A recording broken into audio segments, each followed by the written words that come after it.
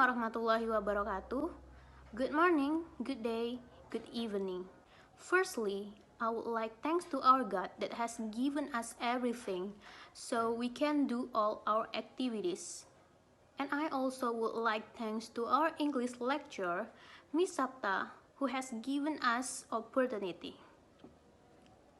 So, in this video our topic is pros and cons of speech therapy at clinic or private practice. Pro dan kontra terapi wicara di klinik atau praktek swasta. And here are our member. Aisyah Zudia, Cynthia Alfiana, Fadia Hasna, Hairunisa Karsya, Inas Kulsum Fajarani, Juneka Sarah Kirana, Leonida Adisti Dwi Aryesta, Lutfi Fadlinisa, Muhammad Afif Surbakti, Yamania Urfi Aziza. What are pros and cons? Pro is more proactive, which means an individual or group that agree on an opinion or discussion result. Contra is in a state of disagreement or in a state of opposition. Apa yang dimaksud dengan pro dan kontra? Pro adalah lebih proaktif, yang artinya sebuah individu atau kelompok yang setuju pada suatu pendapat atau hasil diskusi. Kontra adalah dalam keadaan tidak setuju atau dalam keadaan menentang suatu pendapat. What is the purpose of speech therapy in clinic? Apa tujuan terapi bicara di klinik?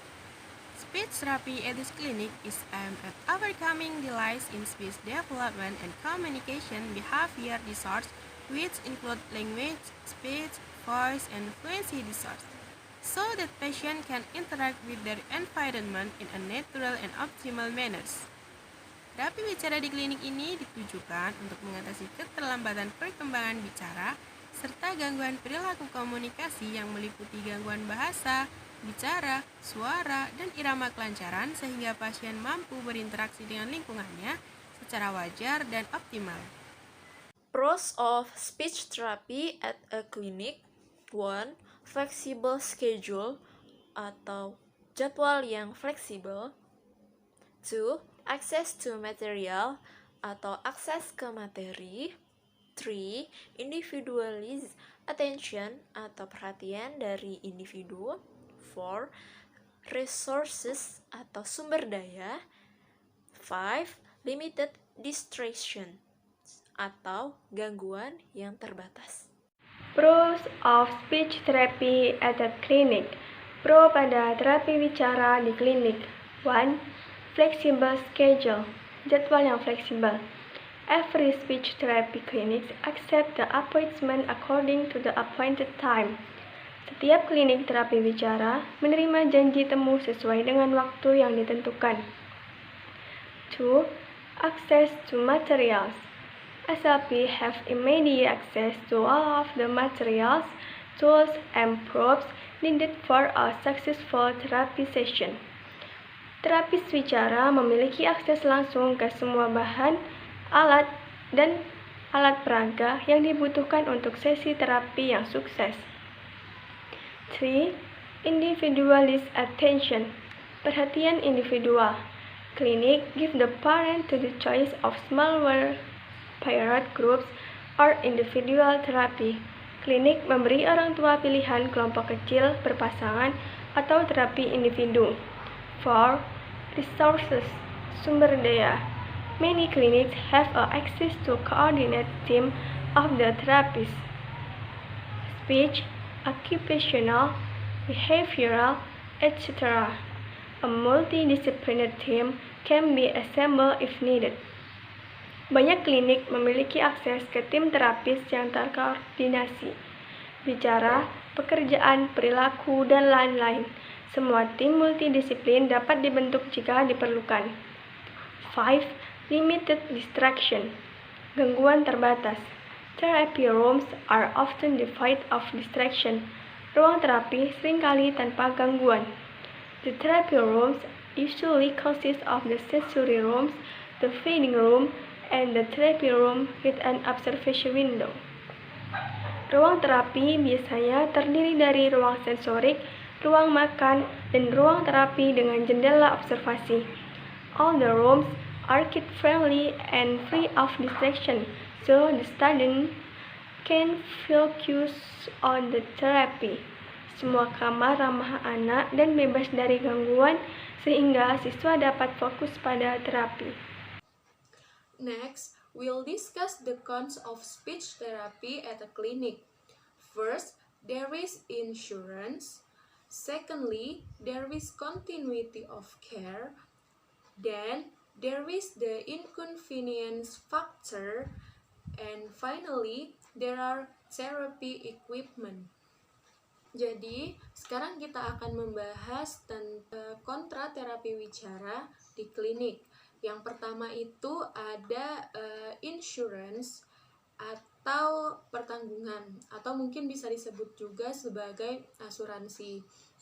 Selanjutnya, kontra yang kedua yaitu ada continuity of care atau perawatan berkelanjutan. Yang ketiga itu ada inconvenience factor atau bisa disebut juga sebagai faktor ketidaknyamanan. Dan yang terakhir itu ada therapy equipment atau alat penunjang, atau mungkin bisa disebut juga sebagai alat terapi yang akan digunakan. Seperti itu. Cons of speech therapy at a clinic. Kontra pada terapi bicara di klinik. First, insurance atau pertanggungan.